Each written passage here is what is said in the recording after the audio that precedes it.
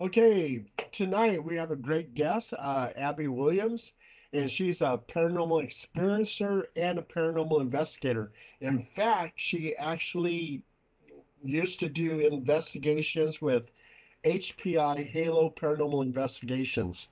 So, Abby, I'm going to ask you the very first question. How how did you get involved with the paranormal? What is it that made you embrace the paranormal? Okay, well, let me start by saying I'm glad to be here. What happened was, if you told me 15 years ago that I would be investigating ghosts, going into prisons, hospitals, rundown buildings, climbing all over things, I would have told you you're crazy. I don't believe in ghosts. It's not. It's nothing. It's not going to ever. I'm never going to believe. But what happened for me was we were in Reno skiing with our daughter. She was about 12, I guess. She was supposed to be here tonight, but she's in school till 6 and couldn't make it. And they didn't want to go bowling. They didn't want to do anything. So I just thought there was this investigation at St. Mary's Art Center in Virginia City. And I thought a ghost hunt. And I thought, oh, this sounds interesting. I've never done anything. Sounds interesting. So I put my husband's name in with his credit card. And then I just put three people.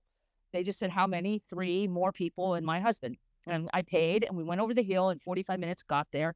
We walked in and they were doing a ghost box session. I'm sure you all know what a ghost box is. They were doing a ghost box.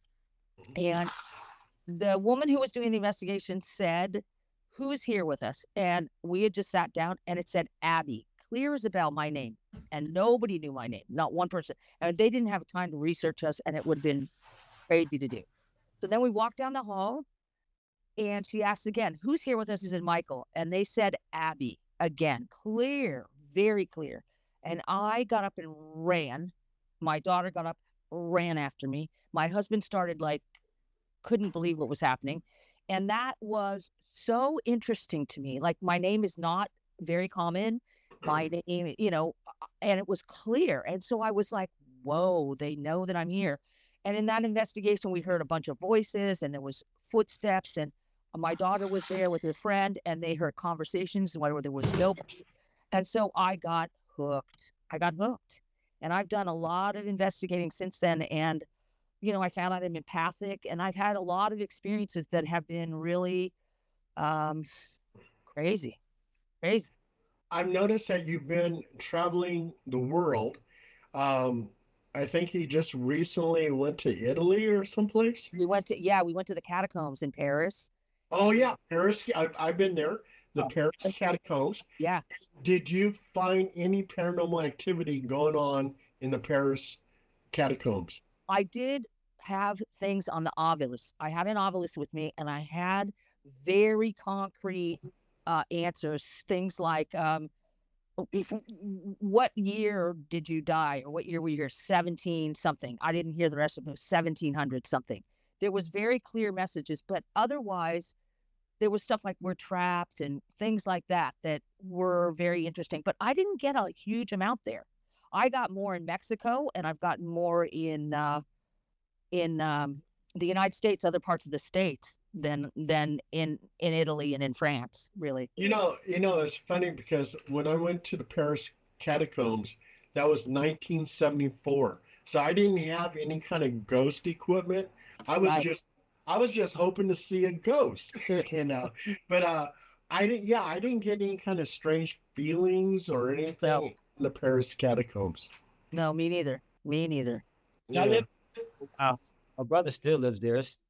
I mean, they have a lot of places that look like it would be, and you would expect it, but I didn't hear.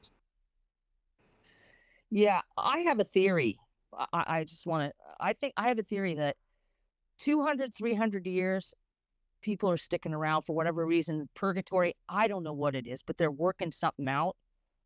But I find the older places, except if you go to England, some places in Wales where there's, older spirits, but the 2000 years or 1000 years, I didn't get much there.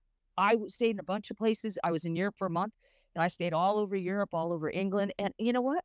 I didn't feel anything. I didn't get anything. It was very quiet. I've gotten way more here in Virginia City and, across the United States Sally Let, House, places like that. let me ask you this. How much do you think of it is related to, say, demonic activity as opposed to residual death?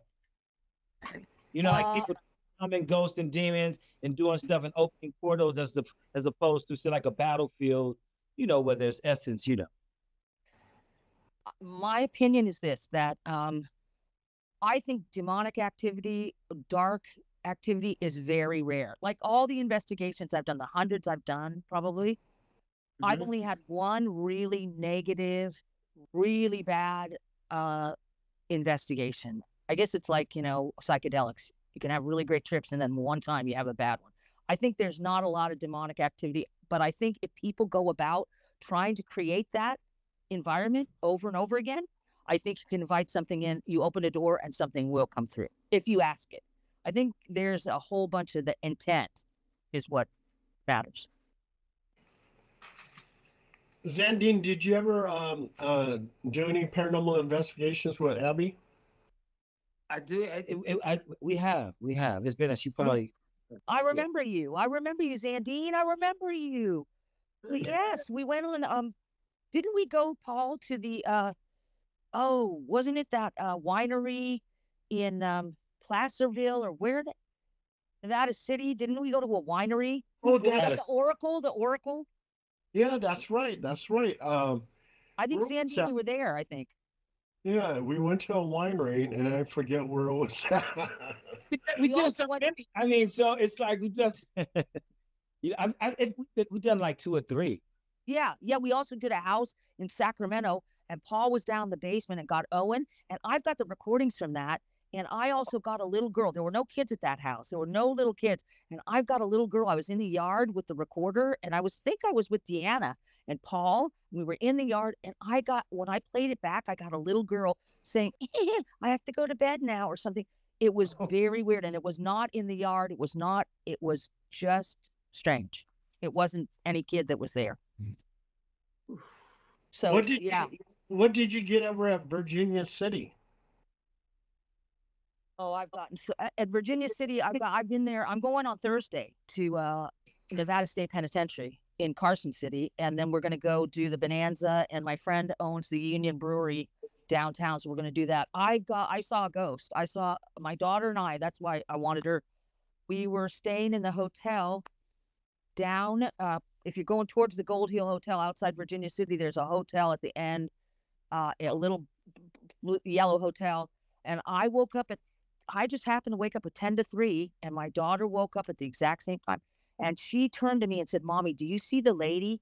And a woman walked right past us. She was residual. She didn't see us. She just walked like she was walking a normal walk, had on the bonnet thing and a dress. And she was kind of see through at the bottom, but her top was pretty solid.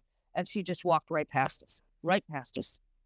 Wow. And it was like crazy. Yeah, it was really, and it was funny because I got nothing from her. Not like, because I'm empathic. I didn't get a sense that she knew that we were there. I got a sense it was totally like a tape, but it was cool, very cool. But I've gotten tons of evidence in Virginia Worried City. about UFOs, but I mean, what about UFPs, unidentified persons? Sorry about that, Phil. What about unidentified person? Yeah, Yeah, UFPs. see Exactly. one of those. That's just as impactful. I mean, it's just like people say, "Did you see a UFO?" But if you saw what you saw, then you're a believer. You're not obsessed, but You do you get want to. obsessed. You It do get is. obsessed, right, Paul? You can get obsessed. Sorry about that, Phil. Oh, no worries. I was just wondering what floor the room you were in was on. We were on the first floor. It's a hotel at the end that's like one level, and it's like a more like a motel than a hotel. And we were in the end room, I remember, we and it isn't supposed to be that haunted of a place, but we saw that ghost. I've gotten touched in. I was in Virginia City at the Union Brewery, and I was downstairs in the basement. The Ghost Adventures has done that place. And I was down in the basement with my friend, and we weren't getting anything. And outside there was, if you walk in the basement, there was some stairs that went up to a metal door, but it was locked and it was sealed. It used to go to the outside, and out there they were doing some sidewalk work, so it was all cordoned off with all that tape, and it had cones and a fence and everything.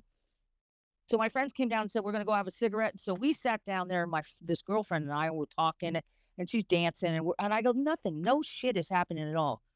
And they're outside on the other side of the building, and we hear, as soon as I say that, there's a bang, bang, bang. I'm talking loud, loud bangs on that metal door, and then nothing.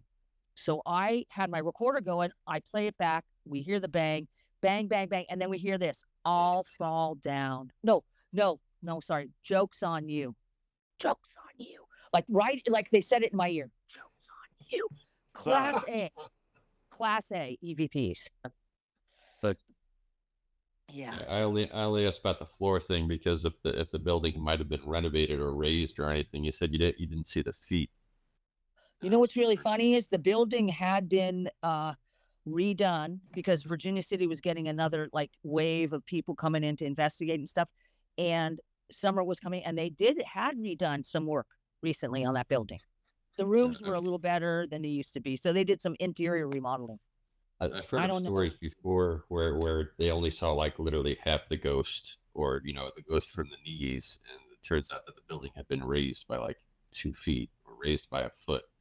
So the ghost would actually be walking on the original floor, that the way the building was in its time, but in your time, the building is actually a foot or 2 higher. That makes complete sense, actually. That's actually interesting. I've never heard that, but that makes perfect sense. But no, I think she was just sort of, I don't know, like a movie. Yeah, you don't see the sort feet, just kind of, yeah. I saw her feet. It was not like her feet. I saw a dress, but it faded. Towards the end, it was more see-through. Then the top of her was more solid, a little more solid. You can normally tell in an old building whether the floors are original or not just by the grain of the wood, or how wide the spaces are between the boards. I've lived in a lot of old houses, and it's unmistakable. The new stuff just is nothing like the old. No. The old stuff. You're right. Yeah, and there was like this ghost hunting group. They were wondering. They actually saw 3 ghosts walking across the hallway, and their feet. They couldn't see their feet, and they learned later that the hallway was lower before, and that's what they were still walking on that lower floor. Oh, they were walking on the lower floor. Yeah. Okay. Yeah, and they raised the floor, so when the ghosts were walking, they're still walking on the lower floor and not the top floor. That's why they couldn't see their feet. Right. That makes perfect sense.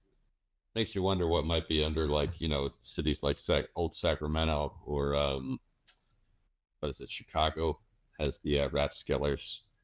And Chicago. Seattle has a lot. Seattle, yeah. Yeah. Yeah.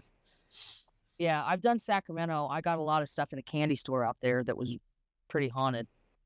Pretty haunted candy store in Sacramento. Yeah, and when you went to Virginia City, when I went there, I investigated the Opera House. Yes. Yeah, did you do that? I didn't do the Opera House. I did the McKay Mansion. I did the Bonds Bonanza. I did the Silver Queen. I've done the Washoe. The McKay Mansion had a lot of stuff, but the worst place one of the darkest places, or just a feeling of like dread, was across the street from the Miners Cabin at the Gold Hill Hotel outside town, where, Ghost Adventures has done that place a bunch of times. Across the street, they used to have a brewery house. They had a bullion house and a brewery house. My friend and I went to the brewery house, and we were intending to ghost hunt the place. It was getting to be dusk like it is now, and we were going to go ghost hunt, go inside. We got in that building, and we went upstairs, and both of us said, we turned to each other and said, I'm not sleeping up here. We're leaving. And we went downstairs, dragged a mattress downstairs, and I slept on the mattress. She slept on the couch, and we stayed up all night. We were scared. Something was in that house. Something. With just a feeling, or was it noises? Something you saw? It was not anything we saw. It was nothing I saw. It was nothing we could put our finger on. And honestly, it's the second time only that I've ever been.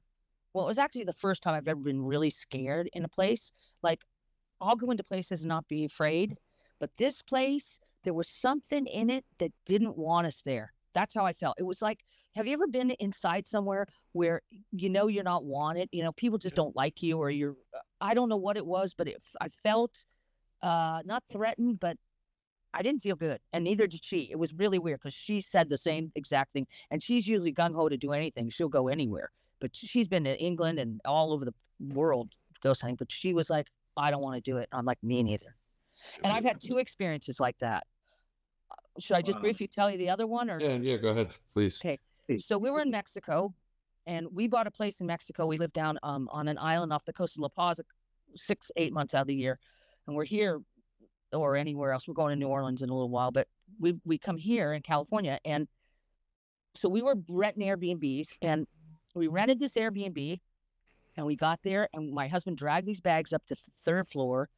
We walk in the door of this 3rd floor apartment, and I turned to him and I said, and we're not arguing. We've been married 28 years. We don't argue. We rarely ever argue, but I turned to him and I said, "I'm going to kill you. I'm going to get a knife and I'm going to stab you if we stay here. If we stay here, I'm going to kill you. There's something going on here, but I feel an overwhelming rage." And Zach Bagans says that all the time. Zach Bagans says it all the time. "I feel this rage. I feel this anger." And I thought, oh, what a bunch of bullshit, bullshit. I've never felt it. This apartment, I felt it. It was so overwhelming. I called the guy and I said, "Something's not right here. I can't be here." And he said, "Okay, I got another apartment 3 doors down." So we walk out. The building's attached. We walk down 3 doors. We walk in. It's a ground floor. I walk in the entryway and I'm like, this isn't so bad, I guess. We walk in the apartment. We go out, have dinner. We come back. We go to sleep at 8 o'clock. We do not wake up till 8 o'clock the next morning. And then we get up and eat something and have some coffee. And we go back to bed at 10 and we slept all day. It was as if we were in molasses, honey. We couldn't walk well. We were having trouble concentrating. All we wanted to do was sleep. And we got out of there and the guy gave me a full refund. And I later learned from my hairdresser that place was built on top of a cemetery and they didn't remove hardly any of the graves because it was an old cemetery with old graves and people didn't have a lot of money on that part of town when they were building. So they just built right over it.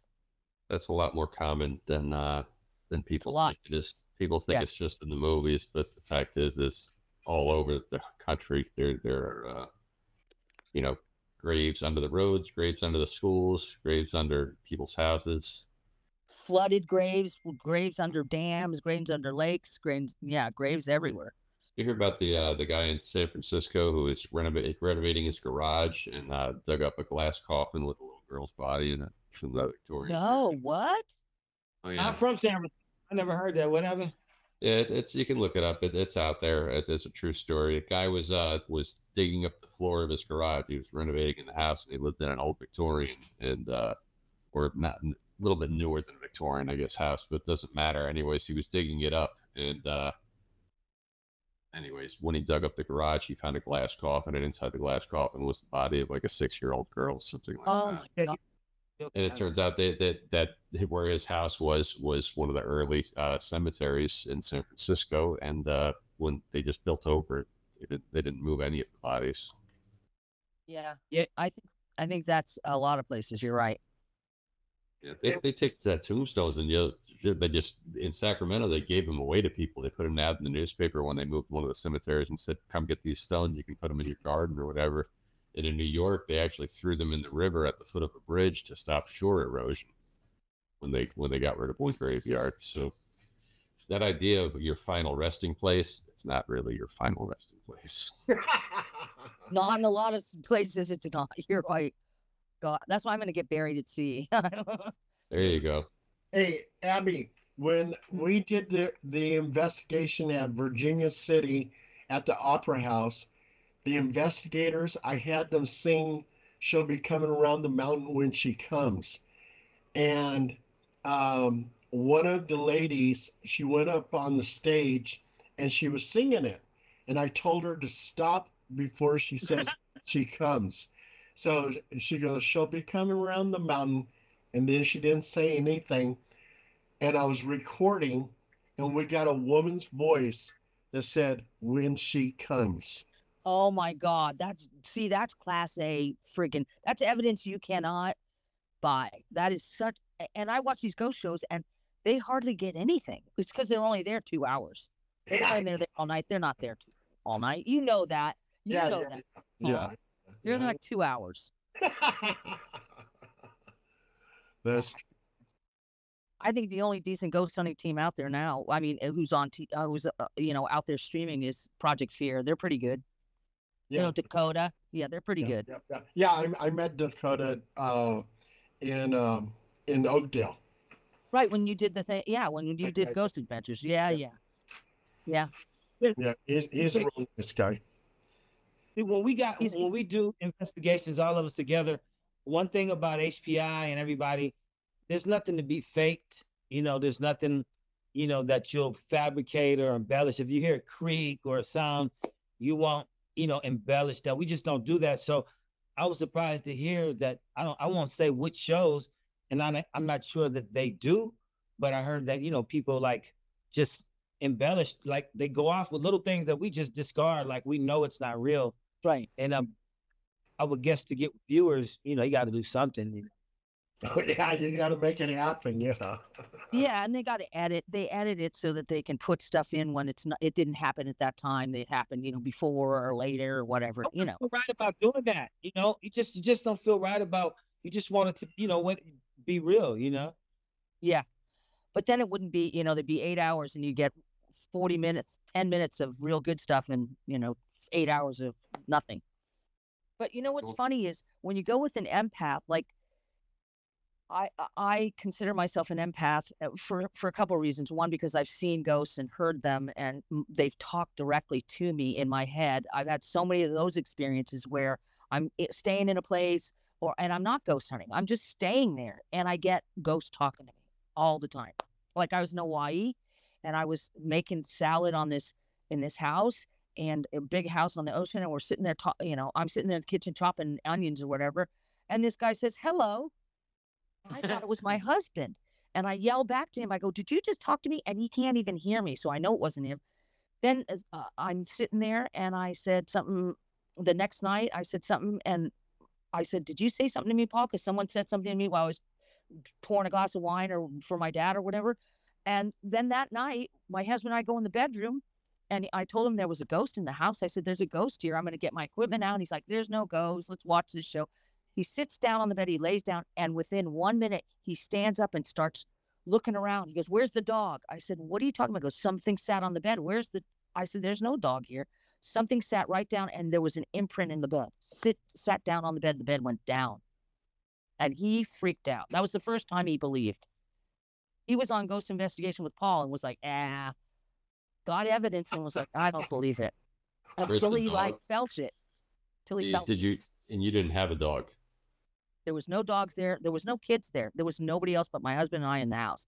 And that's why I knew it wasn't him because, first of all, they would have to be in the room with me to have said it so clearly. And so it wasn't a yell. So it was haunted. I think it was the guy who owned it. But, I want to do a show, Paul. Is this just a freewheeling type thing? Because I don't want to take up all the time. But well, that's why you're here, is to take up all the time. So. Oh, okay. Did I tell you, Paul, about the murder investigation I did in Vacaville? No. With ghost hunting equipment? Okay, so about 3-4 years ago, I was looking for another way to help people through ghost hunting, right? Mm-hmm. And my mother had come to me recently, and I was really having a hard time, and I was asking my mother, just talking to her, and I was in bed that night or the next night, and I sit up in bed. I'm wide awake. I sit up and I hear Abigail. And nobody calls me that but my mother.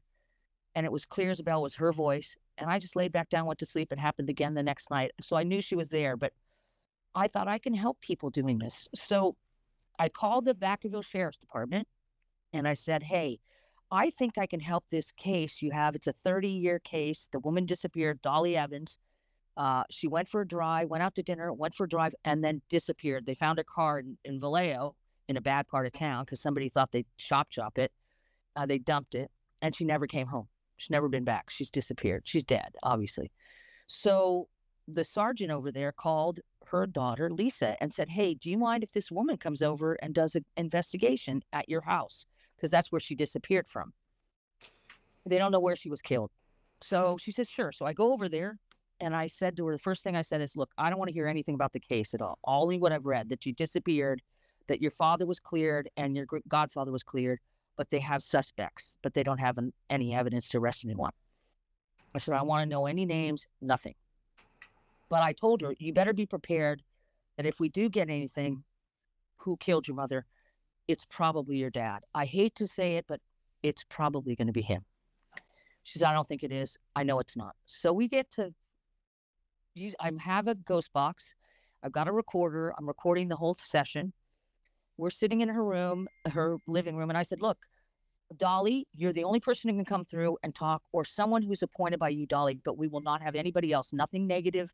Nothing else can enter here and speak unless you're speaking on behalf of Dolly with her permission, and or Dolly yourself. So I'm asking her, where are you, Dolly? Where are you? Behind the house. We get that 3 times, behind the house. And I said, who killed you, Dolly? Who killed you? Carl.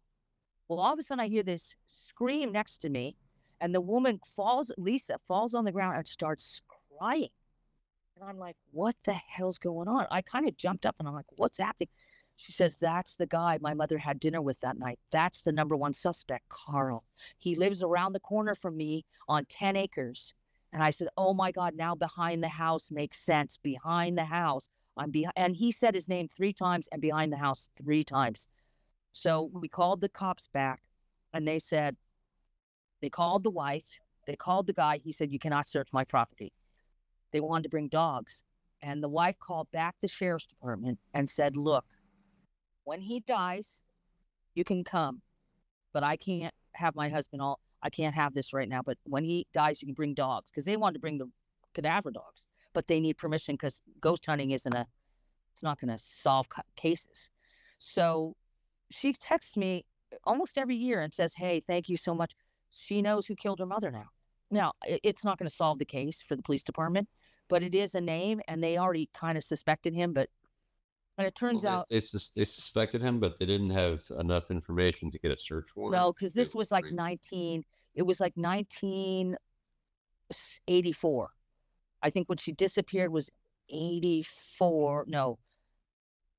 or something. So they didn't have the forensics they have now, the DNA. They don't know where she went. All she did was say dinner with Carl, which I didn't even know about. But she had written on her calendar dinner with Carl, and that was it. But that's not enough he claimed he was home all night and his wife was there. So they didn't have enough evidence to arrest him. But when he dies, they're going to bring dogs in and look for her body, because she said, I'm behind the house. And he has 10 acres. So she could be buried anywhere on his property. That's a lot to search. And then since 1984, the decomposition rate, there just really can't be anything left of the body. I mean, unless you're... I think dogs can find... If it's a desert climate, if it's warm, like Sacramento Valley region, that type of area, there'll be something there. If it's up in the mountains, which it looked like where you're at, where there's lots of pine trees, if you're in fall, snowpack and all that, the water gets rid of everything. Within 30 years or so, there's not even bone left. It's amazing what it can do, because it mixes with all the minerals that are in the soil and coming down from the trees, and it actually eats away even the bone. Bone gets brought into the soil, feeds the trees, everything. And it's all gone. Yeah. I just felt good about it from her perspective, because she knew then her suspicions were confirmed. And it was very clear that it was not one of those EVP, it wasn't one of those ghost boxes where you can't make out what they're saying, like it's garbled. It was very, very clear. Behind the house, like I'm saying, super clear. So that was one of the better times I've had. Shame that the police couldn't get some type of probable cause to search the property. Believe me, we tried, but they won't use paranormal evidence as a way to they won't get a warrant for that. I'm wondering, though, if they could use ground penetrating radar, GPR, to locate a body on those 10 acres. They would still need permission to search the property or probable cause and to get a search warrant from a judge. Yeah, you did law enforcement, even if it was military, so you understand how it works. They can't just go in there on somebody's property. And you're absolutely right. They can use ground penetrating radar to find a pocket inside of the soil. What it'll show up as a pocket. Everything else will be dense. No, here's a hollow spot. and Right. that normally means, oh, something's there. And they did use that type of radar on with helicopters for Juan Corona's victims. They were able to see those indentations in the soil. Oh, From a wow, helicopter. Corona. Oh my God, I remember him. Yep. Wow, I remember him now, Paul. I haven't thought of him in years. Wow. That was the Uh, farm killer, right? The farm Yeah. hands. Yeah. yeah, yeah. Um, but the thing that gave me some real comfort was she knew now what happened to her mother. She knew, and she had some closure. I know that's an overused word, but really, she sort of had some closure, which I thought would make a great TV show, investigating, murder scenes. Let's see if you can get any paranormal evidence. I think it would Absolutely. be great. I Oh, think it'd be a great show. well, we've already done that. There was a documentary called Conversations with a Serial Killer. And I did the Richard Trenton Chase, aka the Vampire of Sacramento, and we went to the victim locations to do paranormal research. The Really? locations are still there, and so was his apartment, the complex that he lived in. There's a lot still there. Yeah. Dorothea Puente, too, in Sacramento. Her Oh, yeah. house is still there. Yeah. Yeah.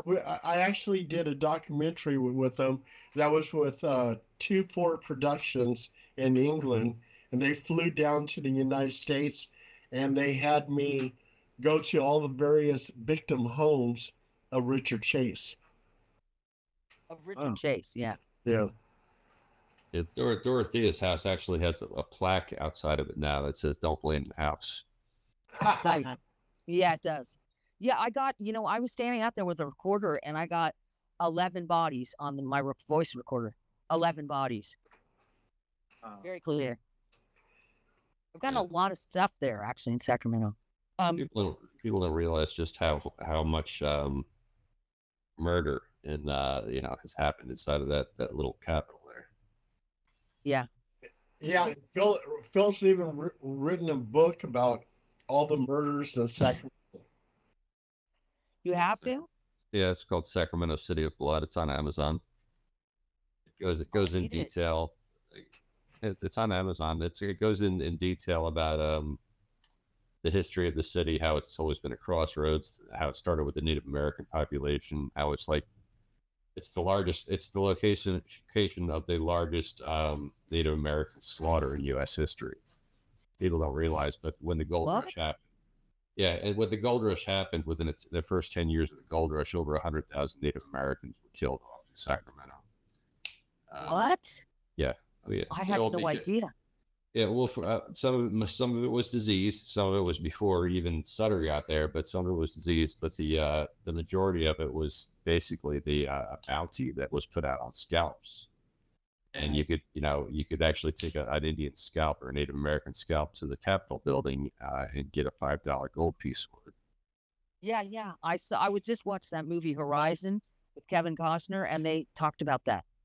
Yeah, that's the myth, that we grew up with, where in all the John Wayne movies where they have the Native Americans, the Indians coming in and scalping the cowboys. It was the exact opposite, and it kind of makes sense because most Americans, except for maybe Wild Bill Hickok or whatever, didn't wear the hair that long. But Native Americans did. So so they could tie it up or whatever. They could tie it up or whatever. Yeah. Exactly. Well, yeah. To chime in with you on the scalping, I don't know if this, I haven't verified it, but Michael Tellinger had a book where he talked about the people who sent Christopher Columbus to the Americas, and that they would do these sacrifices, and when he got to the Americas, that he would do more of these, and he was killing a lot of Indians, doing a lot of bloodletting, and they actually told him, if you keep doing this, we'll strip you of your title and put you in jail. And supposedly, you check up the records, he did get stripped of title and got put in jail, and he came back out and he started doing more of that sacrificial killing. Now, I don't know how many killed, but it was a lot, though. Are you talking Christopher Columbus? Yes. Oh, yeah.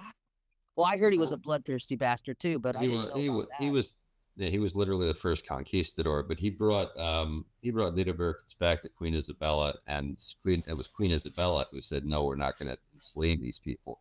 But at the same time, they were enslaving them. In fact, every Spanish conquistador that went over there enslaved the native peoples that they came across. Of course, of course. You know what's amazing is that they take certain people like Kit Carson and they talk about him like he's a hero. But if you look into the dark history of Kit Carson went to an Indian village with some of his men and they raped and killed the Indian females and cut off their breasts and were playing ball with their breasts. Oh my God. Oh You my know God. everybody knows about the Right.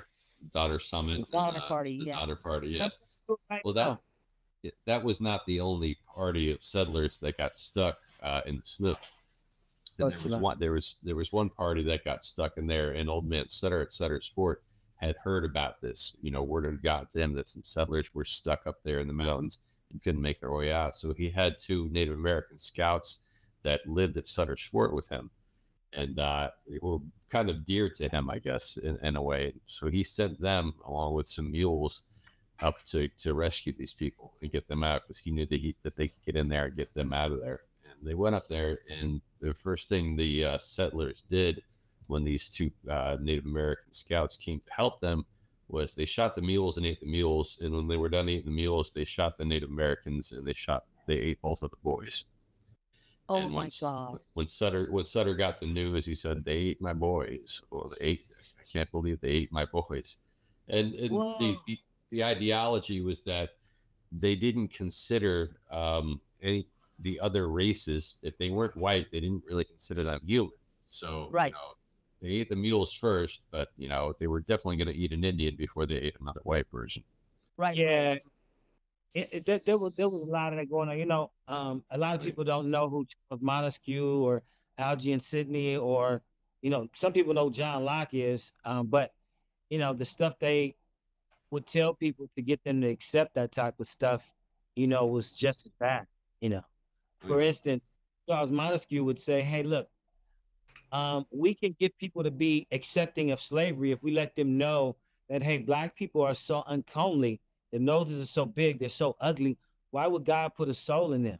And then you had John Locke saying, well, hey, black people, they were conquered, but they agreed to be enslaved. That was a peaceful treaty. Well, we ain't never signed nothing. I ain't never seen no treaty. And then you got Algie and Sydney who said, well, if they're reformed or if they're homosexual, they can be enslaved. But they said we defer to Charles Montesquieu, who said, hey, if they look like a beast, they look uncomely, why would God put a soul in them? So, people playing around with reasons like that, you could have massacres of, all kind of groups. I mean, not just blacks and anybody that was different from who was starting that type of crap. It's still Right kind of here. going on today. A little bit. The river I live on is called the Matanzas, which in Spanish means slaughter. And the What? reason, yeah, Really? slaughter. Yeah, and it's part of the Florida Intercoastal Waterway, but this stretch between Flagler Beach and St. Augustine is called the Matanzas River. And the reason is because at the inlet, Matanzas Inlet, 300 French that surrendered to the Spanish were slaughtered. And the Spanish slaughtered them because they were Catholics. So Oh yeah, it's a, religious wars. yeah, they were That's both the- they were both Europeans though. that'll Yeah. stop. Sorry, Yeah, but Andy. a lot of wars have been fought over religion Oh, I know. Yes. more than anything. it's- Really. It's just amazing. Man's inhumanity towards man really knows no bounds. Agreed. And that's But why I it's think like what you said about religion, Peggy. Is I mean, Abigail is what you said about religion. It's even more true than a lot of people know because you have like groups, even mythological groups in stories in the Bible, different fables where groups are fighting each other, and then you look at their who they're worshiping, what they're fighting for, and you really notice all the stories are really mixed up. For instance, like I was reading a story where Moses was fighting some Persians, and the thing of it was Persians had already had a Trinity before the New Testament had come along. right. But by the same token, Isaiah 45, 20, Isaiah 44, 45 through like 28 through like 45 talks about Koresh or Cyrus being used as the foundation. So what that being was saying was, hey, no matter what you call me by my name of ancient times, I made the heavens, the moons, and stars. You might have called me something then, but this is what you're calling me now. So then you have Marduk was supposed to be representing the Egyptians. And if you look at the time, say when Ramses the second was king, or you had King Tut, the king from 1332 BC to 1323 BC, they had problems with the firstborn.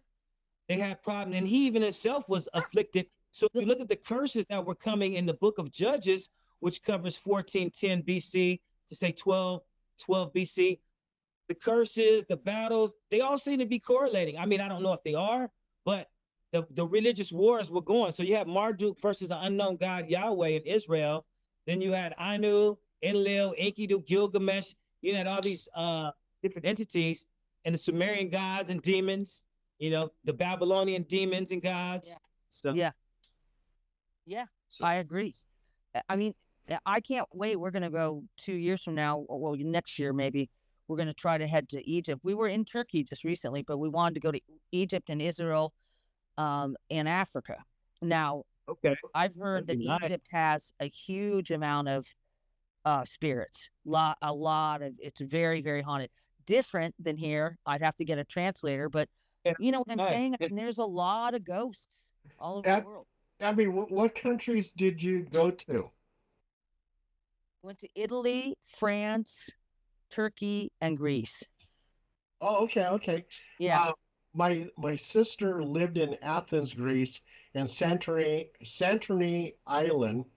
Her husband at the time, her first husband was a maritime archaeologist.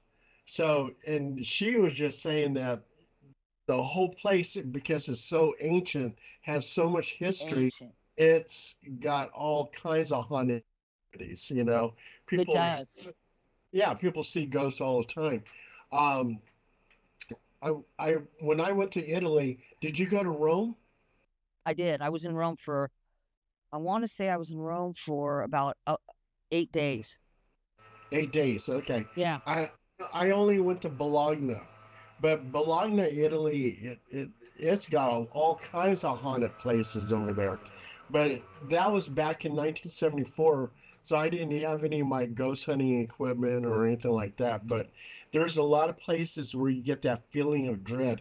When I went to England, I went to Bath, England, and that's where the Romans created those Yeah. baths and everything else. Yes. Stonehenge. When I went to Stonehenge, you can feel the energy in the air. I bet you can. I bet you can. I wanted to go to Stonehenge. We didn't have time because of the way our trip was. We just didn't have the time. But I plan to go back. I'd like to go back to Europe, and at some point we will. But it was an When you go to experience.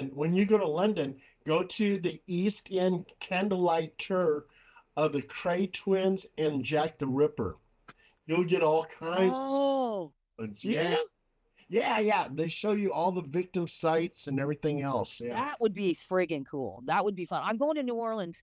We're supposed to go to New Orleans in January, and I want to go see, I just want to go see all the grave sites, and I want to go see the town. New Orleans is supposed to be very haunted. I mean, how many Oh, people died in Katrina?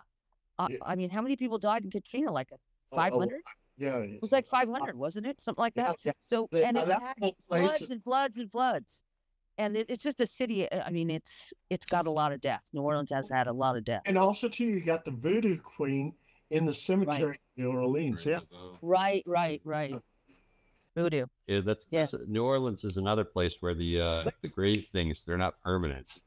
No. Those crypts, you only rent them for 100 years.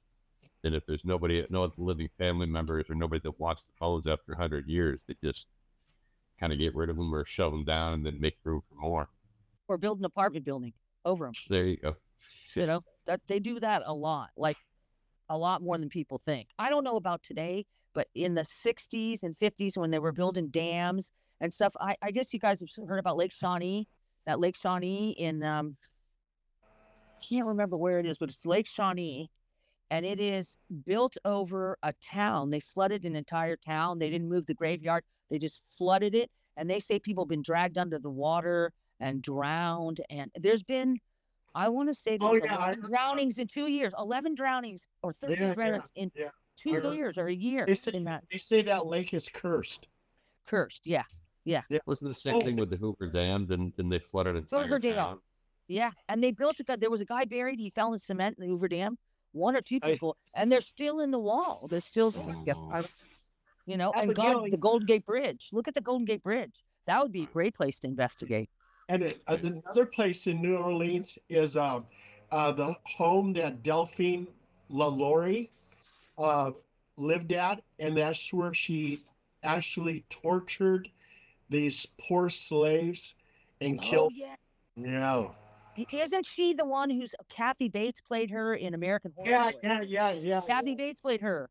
Yes. She's people don't believe she was real, but I said that's a real. She's based on a real character. Oh That yeah. woman. Yeah. She was evil. Evil. Evil. Evil. Abigail, Evil. Abigail, I want to ask you before I forget, what out of the foreign places you've visited, because you've been quite a few places, what was the most haunted? Honestly, the most haunted place I've ever been was Virginia City. Oh, Okay. and also, I'll tell you another place.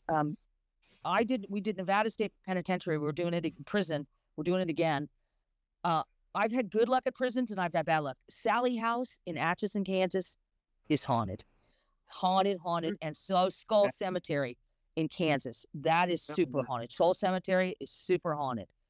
We went there and the feeling there was so weird. It was, and we were broad daylight outside, but it was just weird being in a cemetery in the day and feeling strange. But the most haunted place I think I've ever been was Virginia City. All the stuff I've gotten from that place, because I've been in winter. When you go in summer, there's a lot of people there and they're all over the town and it's kind of like busy. But if you go in winter or fall, like I'm going now, kids are back at school, everybody's gone, and it's very creepy. I was at Nevada State with my husband and we went in the gas chamber. My friend runs the prison. She's the one who does the tour. So she said, go over the gas chamber. You can go over there. We went over. I had my iPhone on recording. We got nothing, absolutely nothing. And 100 people I think 100 people have been executed there. We got nothing. We're on our way home and I go, should we play the Bluetooth just to see what we got? If got anything? We're sitting there talking and then there's nothing. We're just sitting there listening. And you hear a huge door slam. I mean, it's so loud that it sounds like it was right next to my head. It's this loud, bam, like a gunshot. And then somebody says, all fall down, super clear. And we heard absolutely nothing the whole time we were there. And before you can even hear the door slam, you hear this like gas, like a gas chamber. So I would say Virginia City is probably one, that and parts of La Paz, this one cemetery we went to. We got a little kid's voice running around and we saw these footprints in the dust behind the thing. And I heard a kid and there was no kids there. It's in the middle of the desert where a small town. And we got a lot of stuff there. So Mexico, I've gotten some really dark stuff actually in Mexico. Much more dark than other places. Every prison, every hospital, every military installation is haunted. Yes. Military installations because of all the training accidents that lead to death, murder, suicide. Hospitals, you got the hospice in there. You got people dying all the time. Military installations, hospitals, prisons, definitely prisons, suicides, murders, everything else. All those places are definitely haunted. Especially the prisons that were like Paul would say, in the 1700s, Wilt in the 1700s, house people in the 1800s, where, death was super common from yellow fever or tuberculosis or something like that. Those places were ramped with death, executions, and just bloody, hard deaths. Mexico too. I mean, Italy, I do think there's something to this. If a ghost is here too long, I don't know, except for a few cases, I don't know if they hang around thousands of years, 1,000 years, 500 years. That's why I think the United States is a little more active, or even Mexico, because it's not as ancient. you go to Rome, London, parts of London, 2, 3, 400, 500 years old.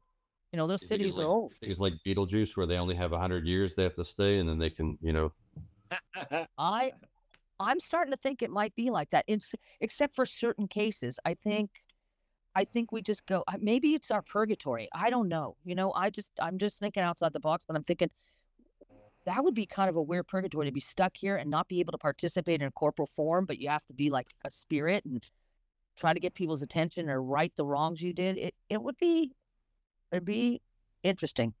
It's my theory. I don't know if it's true or not. And a lot of your ancient castles, like I was stationed in Germany, a lot of your ancient castles, whatever um, figurehead that lived in that castle seems like they're still haunting that castle all the way from the 15th century uh, um, up to now.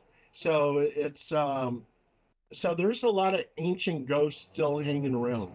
Yeah, no, I agree. I agree. I think they have to have a motivation to do that. Maybe they're super attached, like the guy in Hawaii. I think he was talking to me because he doesn't get a lot of people who can hear him, maybe. And I Mm. also think that he built that place from scratch. He bought it in the 40s. He built the place in the 60s. You know what I mean? I think he had a real affinity for his home and he had just died 3 or 4 years before. I think he was just hanging around just to let everybody know this is my house, you're welcome, or whatever. Oh, Gandhi said that the things that you hold on to are the things that hold you here. I would agree So with that. the more you I would agree with that. cling to your possessions, that's why he tried to get rid of everything except for like the loincloth he wore, because Right. he didn't want to come back. He didn't want anything holding him on this Holding planet. him up, yeah. when the people of Italy killed Caligula, a Roman emperor who did all kinds of terrible things, his ghost was seen all over Italy, and it was a constant thing. They were just seeing Caligula's ghost everywhere. So they went and buried him properly, and his ghost wasn't seen anymore. Really? Yeah, I didn't know that about Caligula. I know who Caligula was, the yeah. pervert he was, but yeah, Yeah, I he made never his knew who he horse a was. general. Yeah, he yeah. was he wasn't a nice guy. No, he was not a nice guy.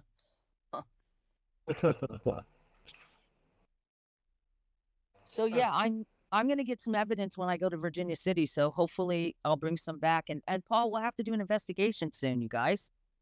Now Phil, you're in Florida? I'm in Florida now. I was in Sacramento for 23 years, but about 3 years ago, I moved back here to be closer to family. Did it? Did it? So Phil, what's haunted out there, man? What's popping haunted wise out there, man? This Florida's got a long history.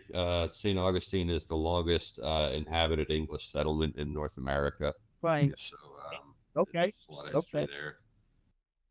The murders, the kind of like California has its mission system, up and down the coast that kind of settled things before the gold rush happened.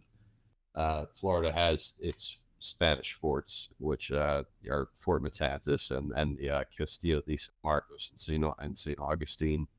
And there's also one of the oldest freed slave settlement in North America was out of St. Augustine, or just outside of St. Augustine. Can't think of the Really? exact location. Yeah. They basically are kind of linked up with the Seminoles and created a community. So it's got a really interesting history. There's a Anastasia Island as a haunted lighthouse there. There are ghost tours outside of St. Augustine.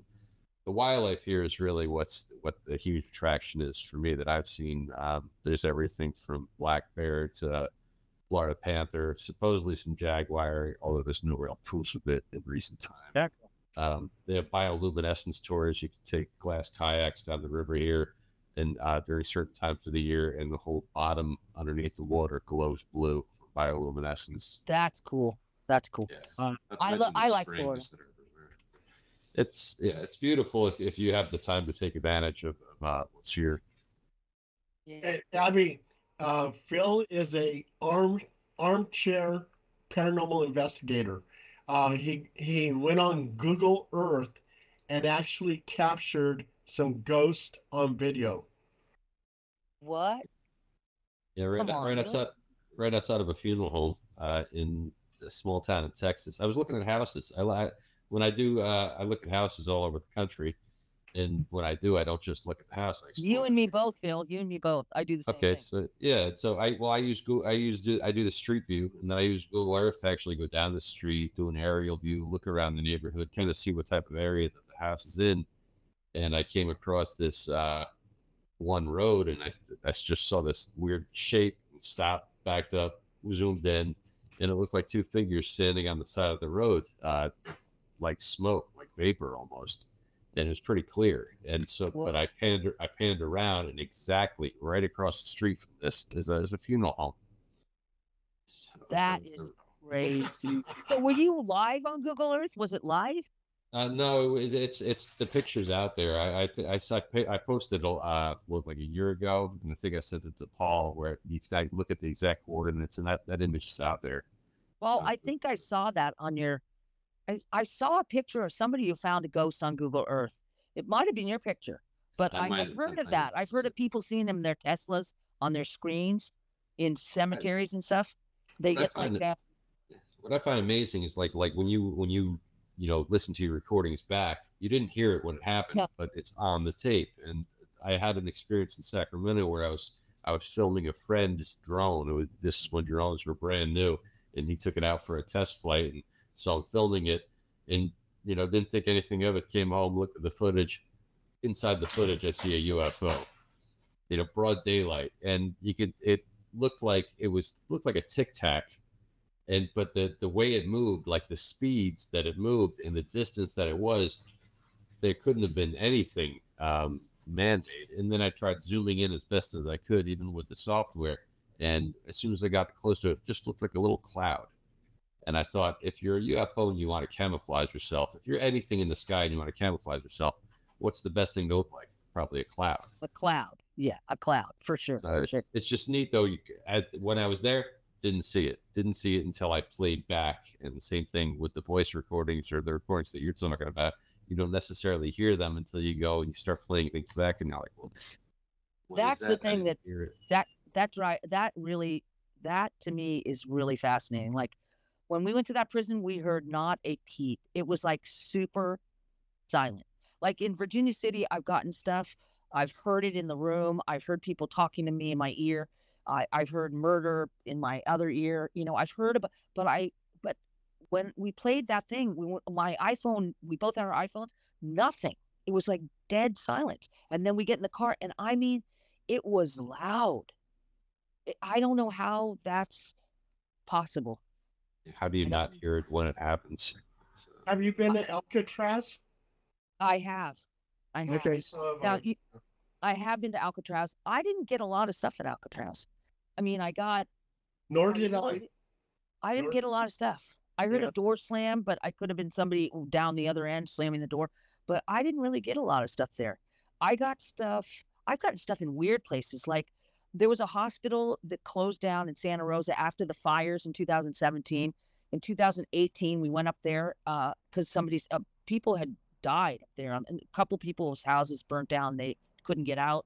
Two people were in their pool. They went into their pool, and the fire came so close to their pool it boiled them alive. They died in their pool. It was horrible.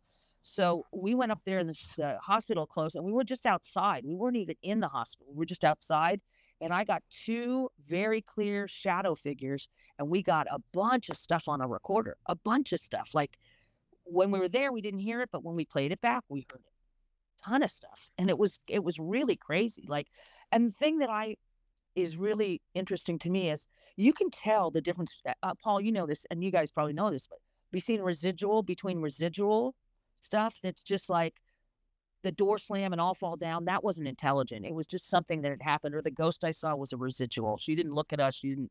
But I've gotten intelligent stuff like at the miners' cabin in Virginia City. I sat on the bed. I got my hair touched, and we got intelligent answers for, I want to say, 10 minutes. We were asking questions, and every answer, unlike some of the shows, was an intelligent 1874. When were you born? What's your name? Evan. Are you a nice ghost? Yes. I mean, it was like I was having a conversation with somebody. And also too, okay, like when you see orbs, orbs can be almost anything, can be skin flakes, Right. lint, dust, whatever. But some of those orbs have intelligent movement. And real quick, I've told this story 100 times.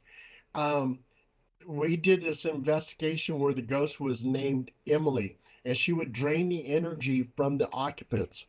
And one of my investigators says, I got to sit down. I feel drained. I feel fatigued. I said, I wonder if Emily is draining your energy. And I said, Emily, if you're listening to me, and there's three investigators with three cameras, I said, if you're listening to me, kiss him on the lips. We take a picture, and there's an orb on his lips. Oh my That God. yeah, that showed intelligent movement. I said, Emily, if you're listening to me again, sit on his lap. We take a picture, and there's an orb hovering over his lap. So, in some of the investigations I do, I'll place my hand on the wall. I said, if there's really a haunting here, if there's a ghost that's listening, appear by my hand and snap a photo, and there's an orb on my hand. Intelligent movement. Right, right. Yeah. Exactly. I've seen orbs with faces. Have you ever seen those, Oh, Paul? yeah, yeah, Where yeah, they have yeah. a face in them? Those are designer orbs, and they have intricate design. Yeah, it has an I'm intricate crazy. design inside, enhance it, and you see a face. I've seen them. I've seen them in pictures I've taken. Orbs I with mean, faces. I got some crazy orb pictures for you with like zillions of them, like outside by the trees. People when I like orb groups, if I just send one picture, they freak out. You know, people, but people have so many good array and assortments of them. I want to tell you when you said about the answering the call response and what Paul said. I have a friend who they go out and they sky watch a lot. So a lot of times they see these Mylars, and what happens is they join the Mylar Club, and the Mylar Club kicked them out because they said, "Hey, these something's weird about these aren't." But see, we saw these things being formed in mid sky, different designs. Sometimes the eye is off. We seen that. Then you ask questions, and like they'll use that Mylar. And the reason why I say they because there'll be like another little UAP next to it every time, equidistant, or there'll be several of them, and like a couple of days ago, we were sitting in his backyard, and he says, "Hey man, I wonder if we get something purple, gold, what kind?" I said, "Well, blue." He said, "Purple, gold, blue." He said, "Okay." I said, "Well, how about orange?" So we sat there, and maybe 10 minutes later, after some more talking about it, we saw this. It was the object. It was like could have been a mylar, but there was a thing next to it that was stationary, and the colors of what looked like it might have been a mylar were the purple, the gold, the blue, and the orange, like what we had said. Like so, we said, well, what is the irony? What's the coincidence? How big of a coincidence is that? We both know what colors we said. This thing is stationary. This thing here, right here, like what did I? But that's not the first time it's happened. So I could, Yeah. like my point is that whether it's on the ground or this is air, whoever or whatever has that ability to listen and talk, it's lateral and parallel. It's all directions. It's everywhere. Hey, Yeah. Zandy, and now you do a lot of UFO hunting down in Southern California.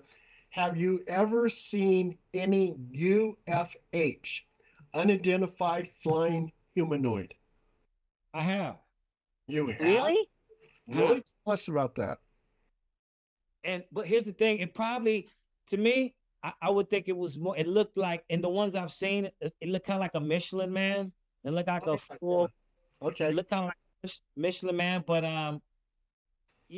again, it was more like a monarch, but it wasn't because it stayed and it had these orbs around it, looking like it was being formed by the orbs itself. Huh. That's weird. And Well, Yeah, these are and small or large? Small it or was large? large. For me to see it that high, because like if I'm looking at something that says like 2,500 mm's, like it's way up there, Right. and this thing is looking big at that point. So, and here's the other clicker. If you've been seeing this like 15 years, nobody has millions of dollars of mylars to send me, and I've seen some bouquets that would like blow your mind. That would at least be a couple of thousand. So I don't think people have like that much money to waste on this. That's the other thing. And like I said, I've seen the things beyond. I mean, for people who like kind of doubt it, They just have a different modality. Like it would be better for them to go ahead and say hi to you instead of making a big commotion. I was at a hotel one time where 3 and a 0, they were tied up in a knot, and they were right by the hotel room. It was like on the third floor, it was a Hilton. So I'm on the third floor, and they're pretty much center, but they're floating in the sky over the parking lot. So I'm like, wow, check this out. Start filming it.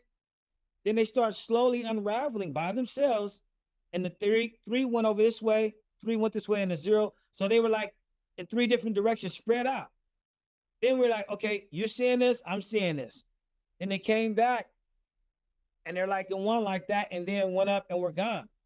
I mean, And That's very common, supposedly. and right here in Elk Grove, there was one time I'm driving down the street. I look in my rear view mirror, and I swear to God, I see a UFH, unidentified flying humanoid, flying across the sky. I turned my car around and it was gone. But I know for sure I wasn't going crazy. I saw this human figure floating in the sky. It was so hard. I That believe. is strange. Well, you saw that big giant cross I sent you, Phil, right? You saw Yeah, that I big saw giant. that one. Saw that one. I mean, this It's, thing was longer than football fields each way. I mean, where could you manufacture a cross this big, a rosary bead? It's a giant one, Abigail. Like this thing came. I mean, it's incredible. I mean, it's stop. Big giant rosary bead cross. It looks like a rosary bead. yeah, It it looked like a big Cross and the crucifix. rosary Looked like a beads on big, it. looked like a It big didn't look crucifix. when it's that more bigger than football fields. I have to show you. And the thing of it is, we had a Bible there, and we were saying, hey, listen, you know what? Like, I said, Lord, can we have a reset? People, whatever we've been doing, maybe it's not working. Can we have another sign? Because I'm trying to tell the person that what we're doing, like, we won't keep getting this stuff if we keep doing what we're doing. It was a conversation like that. And I said that, and we were joking. I was like, I got the Bible here. I said, listen, can we please have a sign for reset? This person, is not listening. I'm telling them that's just a spiritual thing, and that's what's kind of keeping me like working with it. You're thinking, hey, doesn't matter about any of that. I'm like, can we have a sign? And that's what came.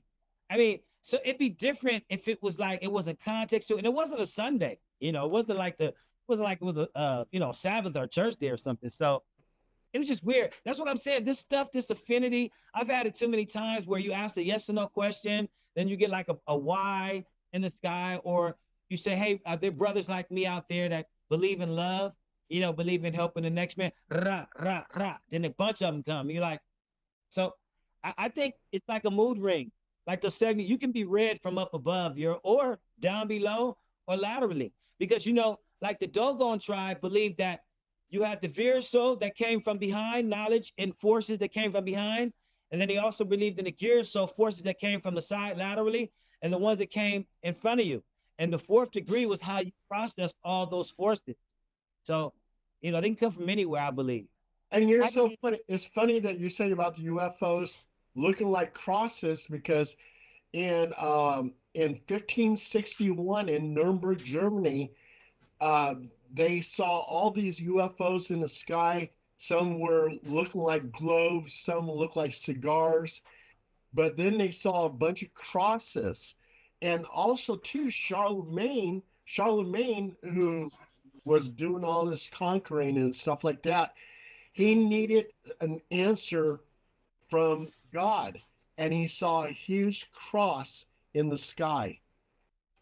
Yeah, I think I agree with you guys. I think that your energy puts out there, and like ghosts come and talk to me, or I have people communicating with me on a spiritual level that I can't hear at the time or whatever, or sometimes I do. I think it just depends on how open you are, how much you believe it, and and I think they can read that like a book and they can see it clearly. I agree.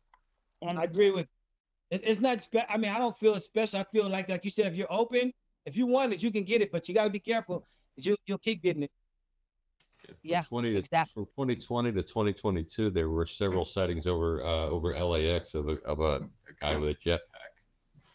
Oh yeah, right. Yeah, I heard about that guy. Yeah, They still never caught a person. They never figured out what it was. They never like solidly identified what this thing was. Some said it was balloons, pilots reported actually seeing a guy with a jetpack. Supposedly, there isn't the technology out there to do what this thing And supposedly was doing, is. yeah.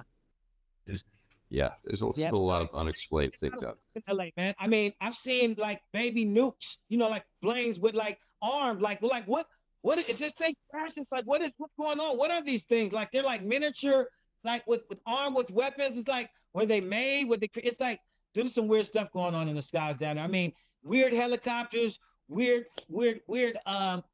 That's where one time we had the thing that split in like to 8 different things. It's this ball game, and all of a sudden it's like. there. Wasn't It's yeah?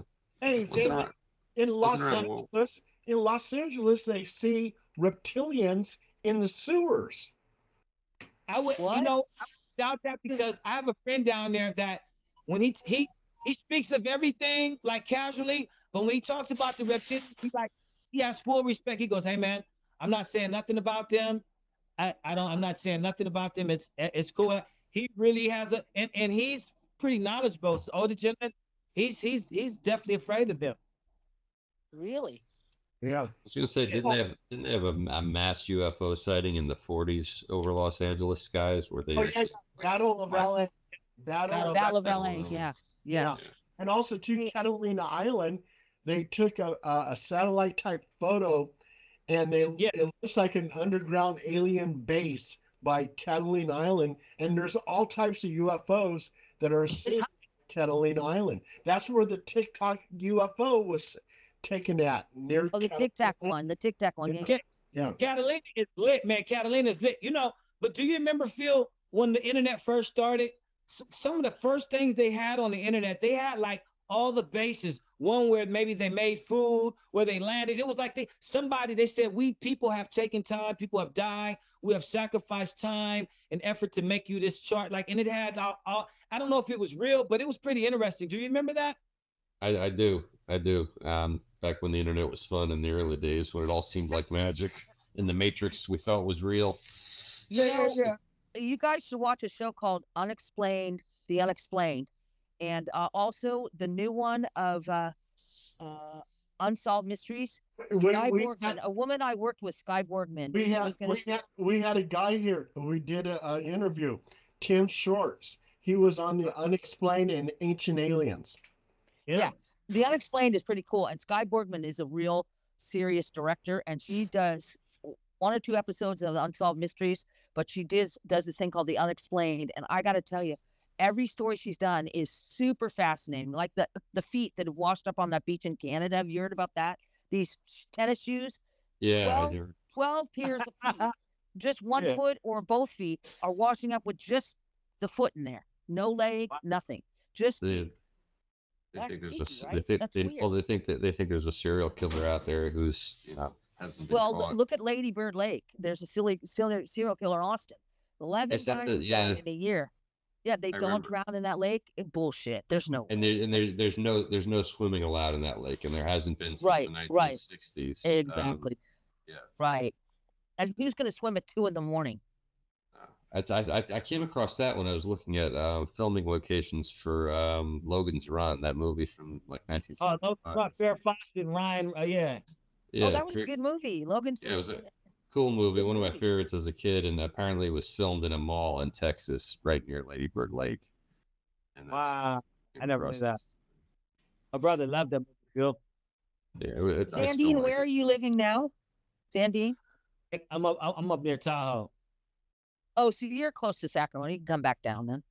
Yeah. I mean, I'm all the time. I go to the Powerhouse all the time too, and do a little blues, Oh, okay. All right. So Paranormal Blues. Yeah. Oh, it's not far to Reno. You could go to Virginia City. It's not far. Yeah. See, you know what? Actually, up to tell you the truth, one of the houses the Ghost Adventures did off of Paul, right off of up Highway 50 before you get to Pony Express. There's tons of places around here. And I mean, like we could go out right now and you could you get something. But there's a lot of spots where even if it wasn't, you look in it, the darkness, everything it could almost make something. I mean, but there are a lot of spots out here, like you could just, Mormon Immigrant Trail, like he said, there's a lot of spaces where you would get something. Oh yeah, Sacramento, Paul. Paul, you sent me to a house, and I got to get off in a few minutes because we're going out to dinner, so I got to get my button gear in a few minutes. But Yeah, I was gonna we say went we to a got to place. wrap Paul, you this. sent me to a house one time to investigate in Sacramento to a woman's house. I went with Bonnie, myself, and Paul, and Oh, we went to Bonnie, this woman. Bonnie, yeah, Bonnie, yeah. my friend Bonnie, and we went there, and this house was this poor woman was terrorized, and we got a lot of evidence. Like we got voices, we got a shadow person at the top of the stairway, and we got an orb. I lay down in the bed when I first got there because the woman didn't like sleeping in the bedroom downstairs. Her daughter slept there, and she said, I'm not sleeping here anymore. I'm done. There's something in here. And I got on the bed, and they took a video, and there was an orb that came right over me, just like you said, Paul, right over me, and stopped and then moved off. So yeah, yeah. I had some real good experience in Sacramento too. Oh yeah, yeah. There's so many haunted places, and I sometimes I get messages from these new ghost hunting groups. They said we have all this equipment, but we have no place to go. I'm saying, what are you talking? What are you talking about? People died all over the world. Right. There's so many haunted But places. something kind of parallel though is Yeah, that haunted line. Yeah. yeah. I mean, you can go to Rockland, right to that rock quarry, and a lot of those miners died at that rock quarry. I Right, mean, right. what are they saying? There's no place to go. This stupid. I want to before I go, I want to ask a question of you guys. Let me ask you this. What do you think about people who live in, like, okay, Darcia Puente's house, for example? 11 people were killed there. She murdered them in brutal ways. I mean, dragged them out, dumped them in her yard. I mean, and I just stood outside her gate. I didn't even go in the house. I was just standing outside, and I got 11 bodies and a bunch of they just started talking as soon as I walked up. I mean, literally talking. And then my girlfriend lived she lives two houses down in an apartment, and a woman had hung herself in the apartment. And I got so much stuff in that apartment from this woman who was trapped there. But my question is, why would people, do you think it's that we're sensitive or that we pick up on it and they just don't notice it? Or do they live with the ghost? I'm curious to understand, like, how they don't get I think you tormented can by it. block things. I think you can block things. I think if you're not open to things, or you just that or maybe they've tried to make peace with the souls that are in or around that place still. It's that The type of mental. situation. Yeah. I I mean, lived in a yes, I yeah, go lived in a ahead. house in Island Heights, New Jersey, that had been there since before the Revolutionary War, and there was one room in the house that I couldn't go into for very long. It was the coldest room in the house, even in the middle of summer, and it was just this maybe 15 minutes tops. I could stay in this one room before it basically I had to get out of that room. It would literally make me have to go to the bathroom, kind of thing, not to get graphic, but it was one of those Yeah. type things. It like didn't want me in there, and I found it a fascinating room because I've always been nerding out on stuff like this, and there were things in that room, files left from the person who we got home from. And the guy had been an attorney who served in World War II with Richard Nixon, and all of his court cases, all like rape cases from the 1950s, all that stuff was still in there. I used to just read his Whoa. files. But like I said, I couldn't stay in there for more than 15 minutes straight, and we never did anything with that room except like kept it shut and didn't even clean stuff out of there for the longest time. Yeah, Um, I just wonder about that. Like, how do people live with that? I couldn't do it. Like, if I I had think to live in that yeah, place in Mexico where I was going to kill my husband, couldn't have done it. I would have had you to, know, I don't know you what I can would have have done. you can try to have a blessing. If you have a priest bless the place, you can try to make peace with the place. If it's something that's truly just like the Amityville house or something like that, then Dark. you're right. I don't see how somebody could stay there for long. But maybe the Puente house isn't quite like that. I used to party across the street from it in the early '90s a lot. I had a friend that lived there, and I never got any feelings just walking by it, but I had never actually gone into it either. So who knows what So, it's like inside the place? yeah, I'm just curious how people do it. I don't think I could, but I'd someday like to ask them, like, somebody who's living in a really, really haunted place. I'd just like to ask them, how are you doing that? Maybe I they'd got like it. I got more from the Martinez house than from Doretha Puente's house. Really? Yep, yep. Really? But now the Martinez house has been renovated and everything else. And the last time I went there, I wasn't getting anything. But when before the renovation, I was getting all kinds of EVPs. We even got a face in the window. Oh, Whoa. More than Dorte Puentes. More than Doretha Puente, yeah. That's so weird. Wow. Yeah, Huh. yeah. Well, we've got The only sorry, thing I, Paul.